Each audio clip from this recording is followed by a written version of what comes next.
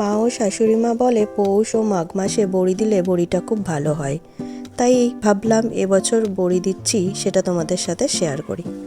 দেখো, চাল কুমড়োটা আমি কেটে নিলাম, তারপর ডালটা ভালো করে ধুয়ে 3 ঘন্টার জন্য ভিজিয়ে রেখেছিলাম। তারপর আস্তে আস্তে আমি চাল কুমড়োটা পেস্ট করে নিলাম, ভালো করে মিহি করে ডালটা পেস্ট করে নিলাম।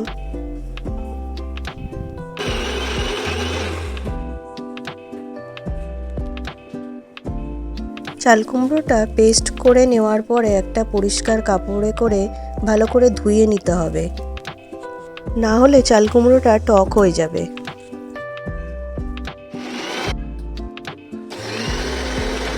আগের দিন রাত্রে আমি সব রেডি করেই রেখেছিলাম।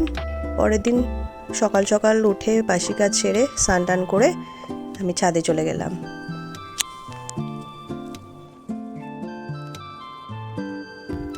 তারপরে চাল কুমড়োর ডাল, পরিমাণ মতো নুন, আদা ও কালো জিরে একসঙ্গে মিশিয়ে নিলাম। এবার এটাকে ভালো করে ফাটিয়ে নিলাম। ফাটানোর ওপরে বড়ি কতটা ফুলবে নির্ভর করে। এখন বড়ি দেওয়ার সময় মায়ের কথা খুব মনে পড়ে। ছোটবেলায় মা যখন বড়ি দিত তখন বলতাম, মা আমি একটু বড়ি দেব।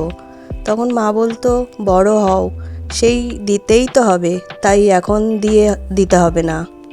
এখন মায়ের সেই কথাগুলো খুব মনে পড়ে। যাই হোক, দেখো আমি সব বড়িগুলো দিয়ে দিয়েছি, একে রোদ্দুরে সব শুকিয়েও গেছে। আমি সব বড়িগুলো তুলে নিয়েছি, 2 কিলো ডালের বড়ি। আজকের মতন টাটা, রাধে রাধে।